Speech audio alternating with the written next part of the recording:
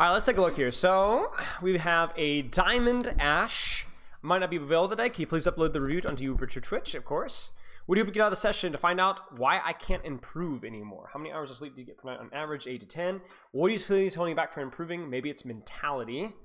What are your long-term and short-terms to get a higher rank as an Ashe main? Okay. And then what is your hero pull in rank? Just Ashe. So there's not a lot of other information in the form. So I'm very interested when you get a chance, once you check out this review, Sagor, to give me information on what you feel like is going on with your mentality, what you feel like your shortcomings are, where you feel like you've been struggling with. I could tell a little bit of a, I would say a yellow flag, but I'll say it's an orange flag. It's a shade darker than the yellow flag is when you said, what do you hope to get out of the session to find out why I can't improve anymore? And that's phrased in such a way, not telling me that you necessarily have a bad mentality, you suck, you got it, but that then you've had some hard comings. You see, the way that bad mentalities form is there's two ways of looking at it, right? And usually it's a combination of both. One, a bad mentality leads to difficulties, or difficulties lead to a bad mentality. It's one or the other, and oftentimes, like I said, it's usually a little bit of both. And it sounds like you've certainly had some bad times that might have discouraged you and demotivated you. And so I would be curious to hear like where your shortcomings have been, where your struggles have been. You said you can't improve anymore, so it sounds like you maybe had some growth, you had some progress in your individual play, and then you've really plateaued and you're stuck and you don't know what to do and you're getting demotivated and frustrated. And I would love to explore that more and to understand more of what you're going for. It's not something that we normally do in the replay reviews, but your form is so freaking short that like I got really nothing else that I'm really interested to know. So I would be interested to know that, and I think that might be a big contributing factor to why you're plateauing a little bit. Just to double check as well to make sure that you understand full training schedule as well. Like you're diamond right now, so understanding what it takes to get to masters. If you have any questions about warm-up, training schedule, training consistency, or anything like that, that's something that you can ask me over DMs as well, and I will fill you in. I won't bore the viewers with going over it for the billionth time, but if that's something, Sag, that you have questions on, just shoot me a message. So Ashe, one of my favorite DPS heroes. Ironically, I don't have a lot of fun playing her, but I do enjoy reviewing her, and I think her design is very dynamic. Mid-range sniper, decent in duels, good at putting out general pressure. Let me actually adjust the audio here. Yeah, audio is okay. We can turn it. That's actually fine. And I actually coach several Ashe OTPs. I think heroes that are very unique generally tend to have the OTP more than the others. Tracer, you know, I see you see a lot of Sim OTPs. It's just any hero that's unique, right? Okay, so let's talk about Ashe. I think Ashe is consistent at mid-range pressure. I think you are somebody that when we talk about mid-range, your positioning identity is very much reactive, right? You have to kind of pay attention to what you're playing versus and adjust accordingly. And the reason why that's actually a good thing is because really every hero, whether it's a Widowmaker or a freaking Reaper, right, should be paying attention to the enemy composition to understand how to position. Now, Widowmakers can get sloppy, though. They can think, oh, I'm just play the long sight lane, GG's, close my eyes, that's it, right? And so for you, you need to pay attention to enemy composition to know what range you need to play. But having that responsibility is actually a good thing because it's going to help you to position overall as a whole better. For example, I can't turn my brain off as an Ashe. I need to go, oh, they're on Widowmaker. I need to be positioning in slightly shorter sightlines and avoid the Genji as best as I possibly can. But you going through that thought process as an Ashe main is going to help you just in general, because it's not just important to think about range. It's also good to think about enemy ultimates. It's good to think about do I have Dynamite? Do I have Bob? Because those things affect my positioning as well. Where is the enemy Genji? For example, if I'm thinking, oh, I want to avoid the Widow sightlines, maybe I don't want to play here. But if I go here and I know the Genji is here, maybe this positioning isn't that good either. So I think it's like kind of thinking about these different dynamics is really important when you consider your positioning here. So you would love to take a sightline that plays to your strengths and avoids your weaknesses as much as you consistently can. You know, Dynamite on squishies whenever you can, either to win duels or put generic backline pressure out. Make sure that you're saving your coach gun as a get out of jail free card or as a card to rapidly reposition. And that's pretty much it. Like, I won't go into too many more details. Let's just watch and see what happens. So first things first is obviously you need to pay close attention to Ball, to Genji, and to Widowmaker. So there's the Ball Slam. I really wouldn't be putting too much attention to this guy at all, especially as a hero that has like limited ammo. Unless he's low, discorded, exposing his head, it's just not really worth your time. Instead, you need to be anticipating the follow-up, which is right there, right? That's such an impactful Dynamite. Now, let's talk about your positioning right here. So, your positioning right here is a fine starting point, but I want you to be thinking, where is there a better sightline for me to position as this fight evolves? Because right here, you see how you're spending so much time looking for a ball, okay? First off, now there's a Widowmaker on high that you have to worry about peeking. Second off, you are not going to be able to put pressure or control the ball Genji if they stage on you. For example, if I'm coaching Genji here, I'm thinking I'm going to try and get underneath this high ground and sneak up on this Ashe. You've not really established a crossfire, okay? So what I might do here is I might go, is there a sightline where I can set up an off angle, okay? High ground isn't just an off angle in of itself necessarily. It's a little bit of an off angle, right? But it's not enough for me a lot of the time. So what I want you to think about is, where is my team playing? Is there an off angle that I can play that complements to my range? And I think the answer is probably somewhere along this side of the map. From here, yes, you don't have the ability to shoot squishies, but you don't need to. You could actually put out a lot of scoped pressure on ball and avoid the Widowmaker sightlines. And if the Genji is able to take space in you, well, then you're able to rotate away and create that distance that we needed in the first place. So I think, like, you can kind of see right here, like, how much pressure are you under right now? And the answer is yes. And the reason for that is not because your range is bad. It's not because your cover usage is bad. In fact, those things are fine. But the problem is that you're stacked with your team. If this ball and Genji were harassing you over here, your Ana, your Kiriko, your Sojourn would be like, they'd be smoking the peace pipe. They'd be falling asleep at the wheel. You get what I'm saying? They would be under zero pressure, be able to peel you out and punish the ball Genji. The problem is that because you're stacked with your entire team, every time this Genji stages on your Kiriko, he's also staging on you. Anytime this ball slams Ana, he's also slamming you. And so you see, the problem is that everything that the enemy team is doing is directly centered on the position that you're in. The Widowmaker too. Do you think that Widowmaker is thinking about shooting you in the head? Maybe so, maybe not. She might be thinking about shooting your Ana in the head, but it doesn't matter. If she's scoped in on Ana, she's also scoped in on you. If she's scoped in on Kiriko, she's also scoped in on you, right? I think for you, it's less about the range that you're playing and more about the fact that you don't really have a good off angle right here. And that makes this kind of situation really, really difficult to play with. Obviously, that Dynamite, a little bit unfortunate. It does actually hit, which is pretty cool. That's crazy. That had to be like max range. But yeah, it's you see how difficult this is. It's hard to peek without getting pressured, and also the enemy team really only has to worry about threats from one off angle, right? Now, watch this. As this fight has evolved, you guys have actually developed a little bit of an off angle here. Okay, never mind. Your Sojourn and Kiriko going right back again. Never mind. Disregard. Oh, that was short-lived. Nice. Just calm down. I might even disengage here. Obviously, that's not a 1v1 at that range. Nice shot. Nice shot. Oh, close. So you're hitting some shots. I think overall, this just feels a lot worse than it needed to, just because you didn't have an off angle. And it's really that simple. When you're stacked with your team, everything that they throw at your direction, at your team's direction, is going to be impacting the entirety of your backline. Grouping up does not equal safety. Your Kiriko and Ana will have an easier time peeling you off if you're split within their LOS. So like what you do here is you'd go, okay, so this is the funny thing here. You stacking here is fine, but you also going with your Ana here would be fine as well. Like, you guys kind of see you're creating a split here. So then when you have two choices of an off angle to hold, should I go with my team or my tank with my Kiriko, or should I go on the left side? Actually, what you should be considering is which sight makes the most sense for your hero. The answer is probably going to be this positioning here, because if you can clear out of this choke, this sightline's going to feel a little bit better. Now, I know, Widowmaker is a problem here. So that might be a reason why you might want to go here. I don't necessarily have a problem with that. It's just a different choice. But let's think about this carefully here. There's actually a very, very, very interesting third option here. Now, hear me out. If you see this here, and you see the enemy team putting pressure here, the enemy team putting pressure here, watch. Do you see this? Widow's not looking at you.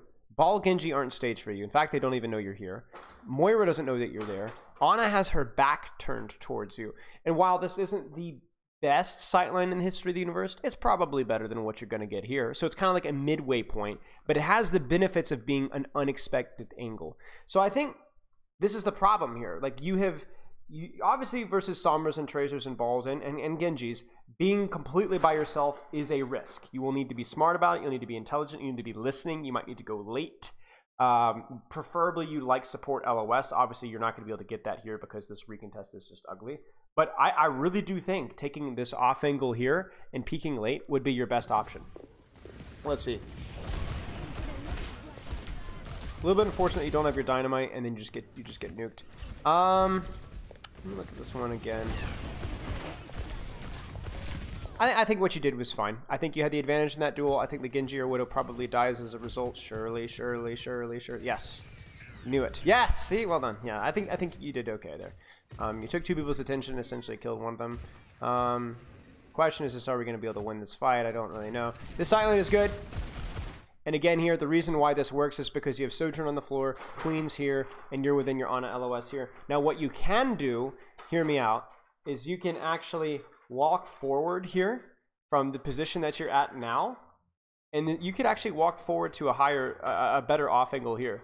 Now you might be thinking, isn't that closer to Genji? Isn't that closer to Ball? Kind of, sort of, but again, it establishes an off angle. Look at this Moira's positioning right now. This Moira is thinking, oh crap, I have to worry about the Ana and the Ashe on this off angle up here. But if you push forward here, her cover only gives her cover versus one person. Same thing with this Ana too. This Ana wouldn't be able to have cover if you were to walk forward here. And the question is would your support be able to peel you if you pushed forward a little bit here? And the answer is yes, she would. She would be able to provide cover to you. In fact, she'd actually be easier for her to peel you off, because if she's not getting dove and it's just you, then she can relax and peel you off. Whereas if you are next to your Ana, the only thing that you benefit from is maybe the AoE splash nade, which she hits both of you, but pretty much everything else she can't. She would prefer you to get dove, right? And then she can bail you out of trouble. So I think like we're seeing consistent issues with you. I think like, you know, obviously, okay, even things like this, right? The nano blade, right? It's going to be so much easier for this guy to hit multiple members of your team, right? Okay, or that. Or that also can happen. Well done. Probably don't need to bob this. I think this is probably a mistake. And I will say this as well. I like the off angle that we've established here, but this doesn't mean that like cover dynamics don't matter, right? So you need to be a little bit more cautious with the angle that you hold in terms of cover. Oh, and by the way, if you take this off angle and you're like, crap, this is too close. Like I'm too close to these guys. There's nothing wrong with you pressing S key right here and just shooting cart. Just shoot cart, right? Shoot cart and then go from there. So a little bit, probably an unnecessary bob. Needed to be a little bit more consistent with your cover. But yeah, it's all right. It's all right. At least we pushed forward there. I think we pushed forward because of Bob, but I wanted us to push forward regardless. Okay, so no more Widowmaker. So we could really just take any long range sightline that we want. Unfortunate. I would also be taking a really careful look at the combos that you're utilizing as well. So we talked about a lot of things. Bear with me. So, first things first. I appreciate us pushing forward here. Shot there, doesn't hit. But from here, I'm really wondering here. If you see this nade here, as soon as she ducks in towards cover, immediately start channeling your Dynamite. I'm trying to think.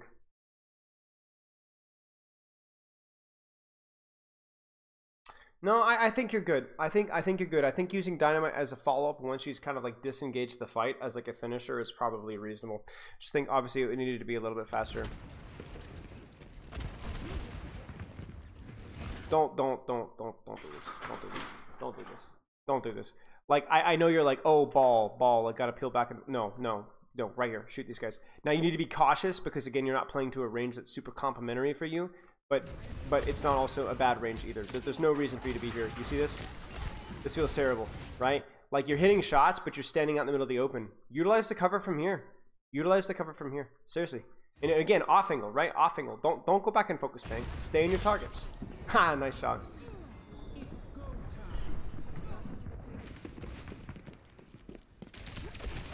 Nice. Oh no. Disaster. Definitely would have gone for the dynamite first. So I don't know if you realized that you had dynamite here, but this is where like immediately dynamiting, like ducking behind cover and dynamiting finishes this skill so much easier. Oh, and that also allows you to keep your position. Doesn't really matter because this fight was lost, but worth pointing out. So we're looking at your consistency with taking an off angle, making sure that you're keeping priority on the supports, cover usage, a little bit of everything here. And again here, so we talk about scoping at range generally a little bit better than dynamite. Because the headshot, obviously it's going to do more damage, it's a higher DPS. It doesn't mean that you have the travel time of the dynamite is slow. It means that you have to kind of stand there and scope at the dynamite instead of 80-80 strafing on the target.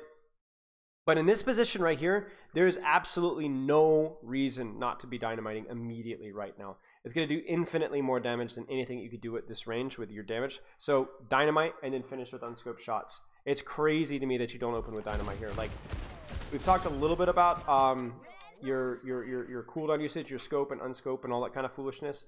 But that one's unforgivable. You know what I'm saying? Like that one has to happen. And again, here right now, open with dynamite.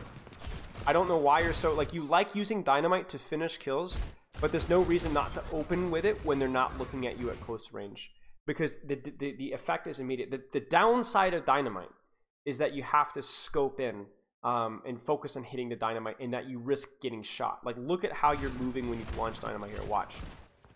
You see? This is the problem with dynamite. You stand still, okay?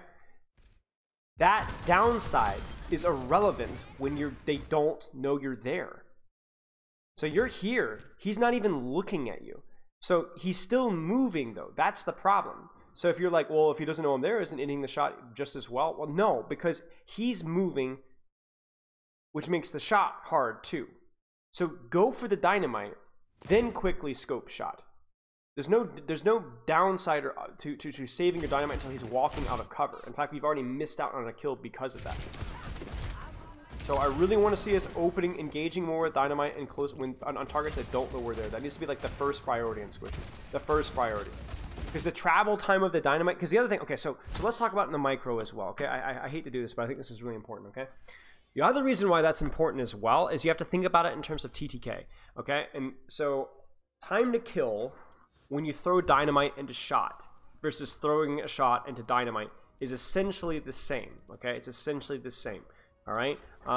One of the benefits of throwing the dynamite and then shooting, bang, bam, bam, is that you get a few ticks of the damage over time that contribute to the kill being a little bit faster, okay? But it's actually way faster on targets that don't know you're there. Let me elaborate. If I shoot this target right here, bang, that target now knows that I'm there. So if I go from that into channeling a dynamite, during that travel time of the dynamite, oh, you guys didn't see that. During the travel time of the dynamite, I am standing still, and they are allowed to react to the dynamite. So the time to kill doesn't start on the detonation of the dynamite. It starts from the first shot. Shoot, they know I'm here, the ticker's going. Bang. Oh no, okay, guys, again, didn't see that. And that's my timer right there. If I start with the dynamite first, they actually don't even realize that I'm there until the dynamite has already exploded. So the travel time of the dynamite is almost totally irrelevant. Watch the time to kill here. Right? The time for them to react is almost nil. And the time when I'm most vulnerable, which is when I throw the dynamite, because if you're bad like me, you can't really 80-80 strafe and hit the dynamite at the same time. So I'm standing still. But it doesn't matter because they don't even know I'm there. You guys see this? They can't hit that shot there, right? They can't hit the shot at me while I'm standing still, okay? And then I can resume my 80 strafing afterwards. So you really, on targets that they don't know you're there, you want to open with dynamite first, because that you take advantage of the projectile travel time, and you can actually finish the kill that much faster. So really recommend that you do that. Obviously the only really actually I can't think of a whole lot of exceptions. Targets that you can one shot with just a scope shot, there's no point using a cooldown here.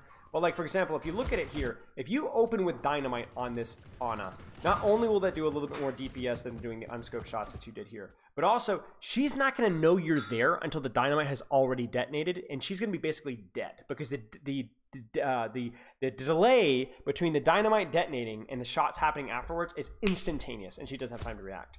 Whereas if you shot first and then try to throw out Dynamite now, she would have time to react, and she'd have time to punish you for staying scoped in or trying to hit the Dynamite. And the same thing happens here again, right? He doesn't know you're here. Throw the Dynamite, detonate it, scope shot. Bam, bam, bam, bam, right? Like literally just one shot. Even a body shot and he's cooked, right?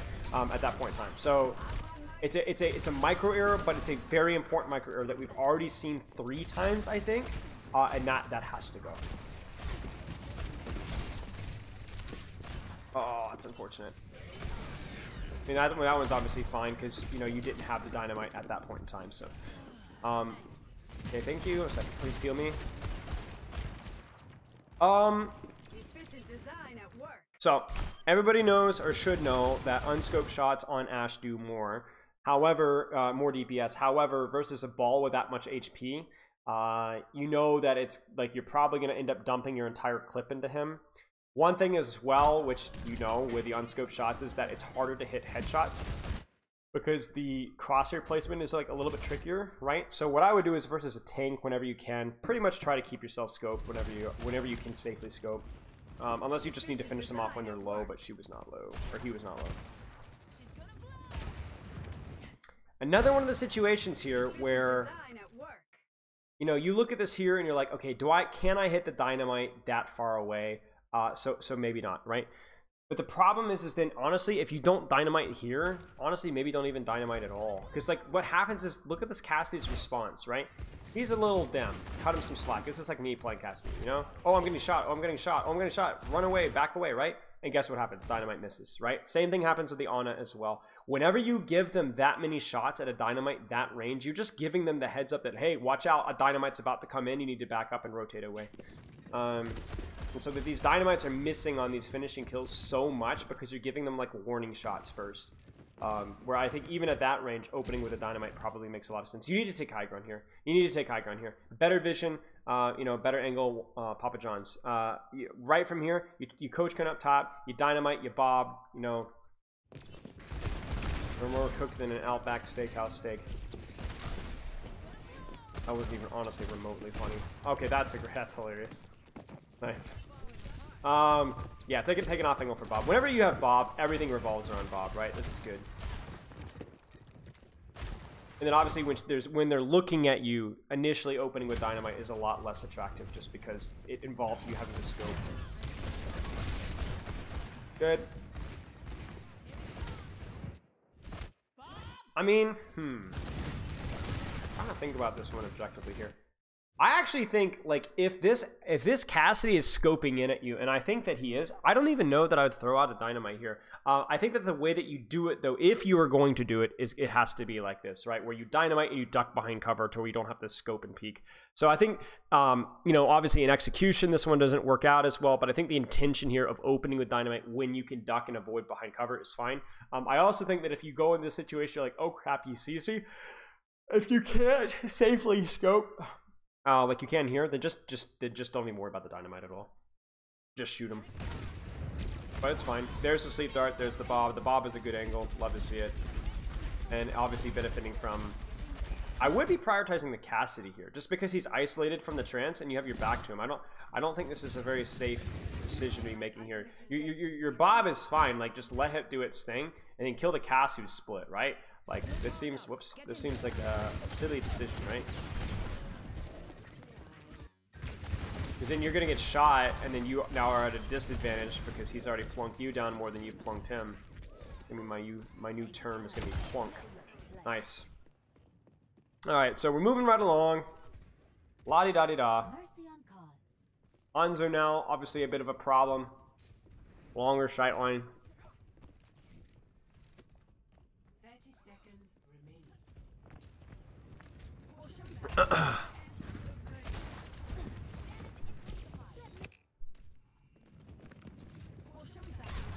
Fine. A lot of movement going on, so no point dynamiting. A little bit unfortunate we fell. It's another one of those situations where, like, I see this here, and this is now crossed the line. You know this person is standing still. This needs to be a dynamite. Immediately. Dynamite, right now. And then you dynamite, scope shot,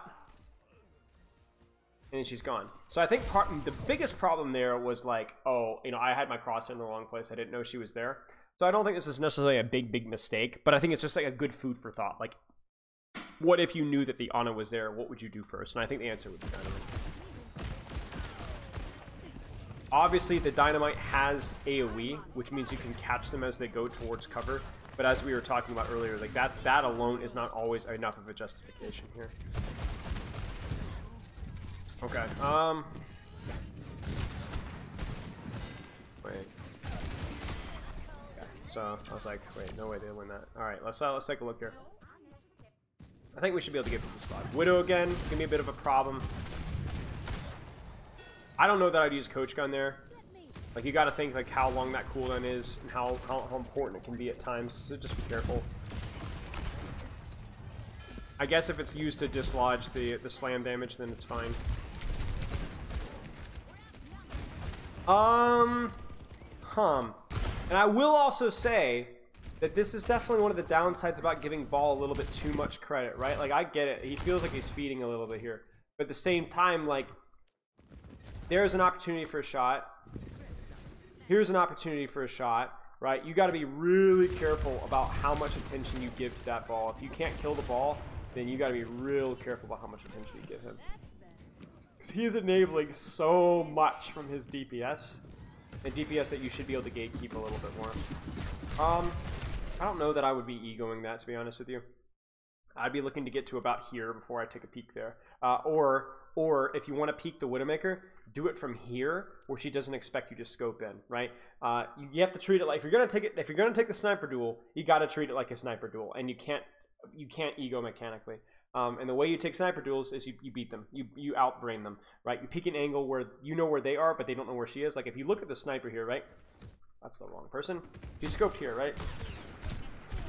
So if you move here, I guarantee you two-tapper. Guarantee you two-tapper. And it's also such a huge crosshair flick, right? Such a huge crosshair flick for her to be able to compensate. So, like, I'm down if you want to take the sniper duel there. But these duels that you're taking here, these sightlines that you're taking here, too predictable. Actually, what kills you? Is it? Oh, it's the ball slam. You don't get healed. Wait, do you get booped as well? Yeah. Okay.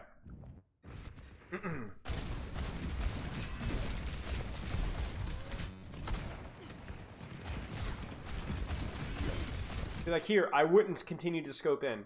I would instead back up, get healing. First off, get healing, you know, and then rotate to a different off angle, right? I would definitely be rotating right. I know you're a little bit more isolated here, but this sightline is a lot more of a pop, you know, and obviously, okay, well, now they've got info sight, so maybe that's irrelevant.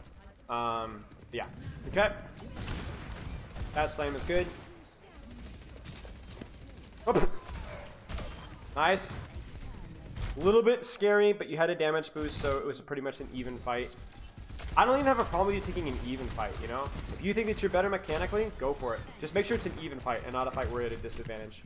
Not because, you know, you can't win disadvantaged fights. It's just that you want to get in the habit of forcing yourself to think, you know, of forcing yourself. Because as you get better, you know, you get to Masters, you know, you get to Grandmaster, you know, they're going to get, your opponent's going to get better too. So you want to build smart habits while you're doing this.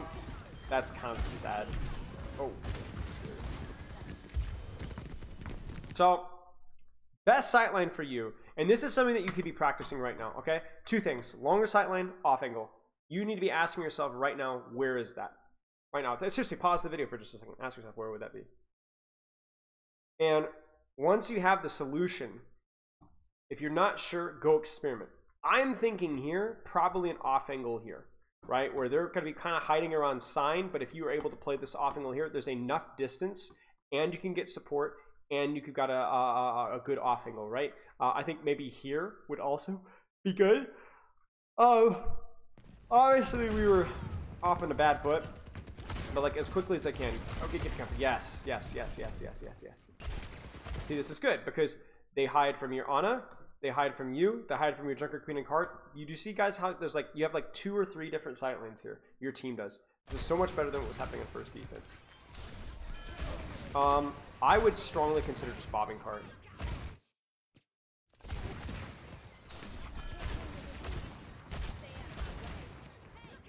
Good try in the Dynamite. Obviously, we talk all the opening with Dynamite foolishness that we talked about as irrelevant when they're looking at us, right?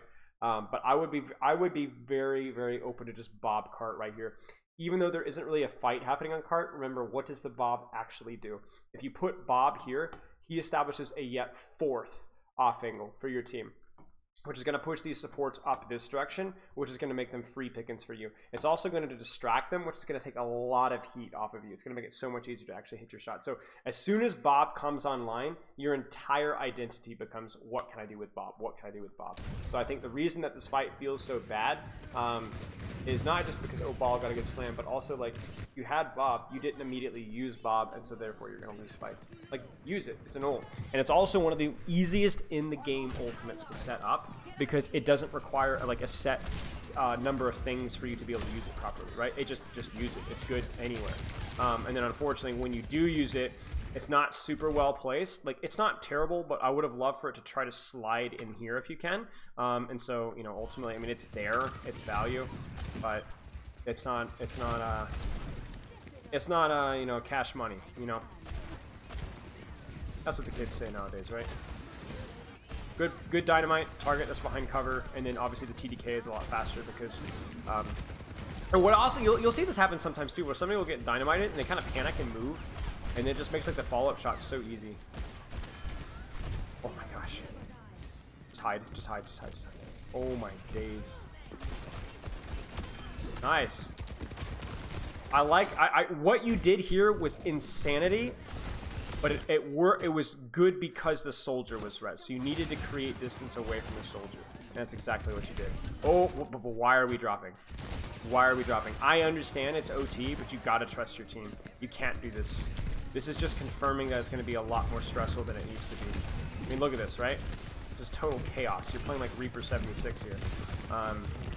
Oh my god. Yeah. No comment. No comment on this. And you actually die. Yeah, this is terrible. Okay, so we're back on the Ashe. Let's keep going here. Now, this is another one of the situations where you got to be thinking off angle, off angle, off angle, off angle. What I would do here, is I would sit very, very quietly right here. I would wait, and I would wait, and I would wait, and I'd hear either ball engage on me here. And if I see ball engaging on me here, it's fine. I'll just coach gun to my team. I'm okay. I'm not too far from my team, right? If I hear ball engaging elsewhere, or I hear a fight happening elsewhere, then I want you to rotate here, late peak off angle. High risk, high reward play, and you'll be able to take at least several shots. Maybe even open with a Dynamite, right? Because, I mean, it's a little bit far for Dynamite, actually. But it wouldn't be the end of the world if somebody was close, because, remember, you have the element of surprise, so you can get the Dynamite out first for faster TDK. I think if you don't have that, then standing with your team here and looking to off angle from even just this side here is probably pretty reasonable. But yeah, this is hard. This is just in general a very hard escort map, but you can kind of see like this feels terrible. You have no space, right? So the question is it worth getting isolated on the top right if you're sneaky with it for the reward that you might get? No comment on that. Good. But there's going to be some times with the Ashe where you have to kind of roll the dice a little bit because where you are isn't good. Get off the cart, please. Get off the cart. Thank you. Do we have a nice range sightline? Do we have an off angle? We don't really have an off angle. Maybe it's hard to get an off angle from here. I think what I might do from here is I might prefer you to take this position here. Now, I know you think I'm crazy. You're like, well, what? Doesn't that just like totally like remove my ability to spam the choke? Yes, it does. However, that might be something that you could take a little bit later. So like, let's say you start here, your coach gun's coming up, or actually is up already. So walk over here, coach gun over to this off angle here, which creates a bit of a crossfire. It denies cover on the other side of cart, and it also allows you to deepen your angle to this position if you'd like to. And again, you still have support LOS. So you're gonna go top here, but it's not really an off angle. Do you notice this? You're just kind of stacking with the rest of your team, and you notice how your options are kind of limited here. This Baptexer on the corner, what can you do here? Do you see the problem here? You see the problem here. Whereas if you were here, look at the sightline that you have from this position. You see this? Now, that's not an accident that everything's lined up like that. If we go back a few seconds, everything that you need to know about why this off angle doesn't work is on your screen right now, right? Obviously your on is on cart, which is a little bit sus, but like your Bash and Mercy already have this sight line. So where do you think the enemy team's going to go? They're not going to stand here. They're going to get out of the way of the Bash and Mercy. And so if you're here, they're going to walk right into you. And this is the exact same kind of problem that you're having in first point, where like you had like the theory of like a good range, good cover, right? But you weren't taking off angles. And maps like this, where the maps are pretty open, it is very easy to take slight off angles and still be totally and completely safe, right?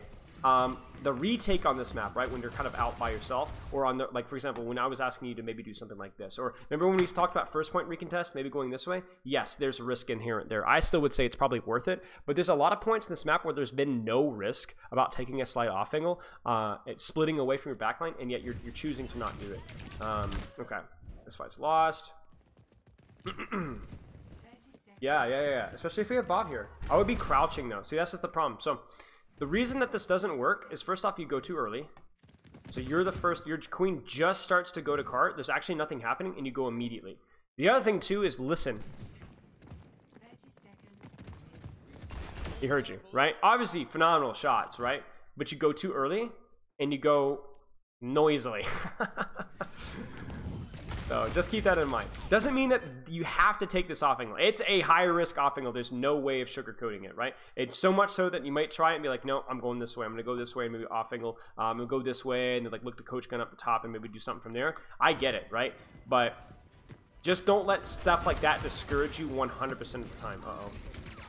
Zoning Dynamite. You got Dynamite, or you got Bob, so set, everything's Bob. Everything's Bob. Just coach gun top and Bob. Honestly, coach gun top and Bob right now. Set up an off angle like over here in propane immediately. Stop here. Don't play patty cake here. Yeah, this Bob isn't great. I think it's okay, but I would prefer it to be more. You know what? It's okay. It's okay. It's okay. Let's get you on top though. Let's get you on top. Ooh, nice. High value. Ah, that's okay. That's unfortunate. I think you played that fight pretty well. So main takeaways for you, and I'm gonna type these up in your old Discord channel here. All right, number one priority: off angle / setup Bob ASAP. And I don't think this was even necessarily the one that you're getting wrong the most. It's just so easy of a fix that there's no reason to not like do it every time, right? Do it every time. Get it immediately. You got Bob, set it up. Got Bob, set it up. Even if you're waiting for something like Sleep Dart, you're still thinking Bob. Okay? The next one is set up off angles for yourself. You're playing your range well, but you're not setting up consistent slight off angles from your supports. So you're missing opportunities to set up good crossfire, and I think that's consistently messing you up. Okay? And then Dynamite, T to K, open with Dynamite at close range / when catching enemies off guard. So when you have the drop on the enemy team, opening with that Dynamite is going to increase your TDK.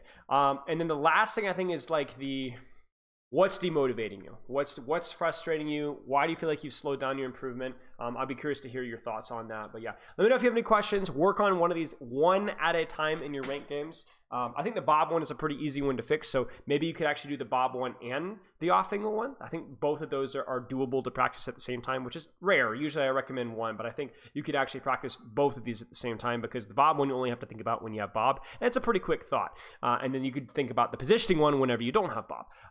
But yeah, I don't think there's anything earth-shattering with your play. It's just a few things that you need to get more consistent at least from the gameplay that we saw. Be patient with your practice, and let me know what you think about your mentality. Have a good one.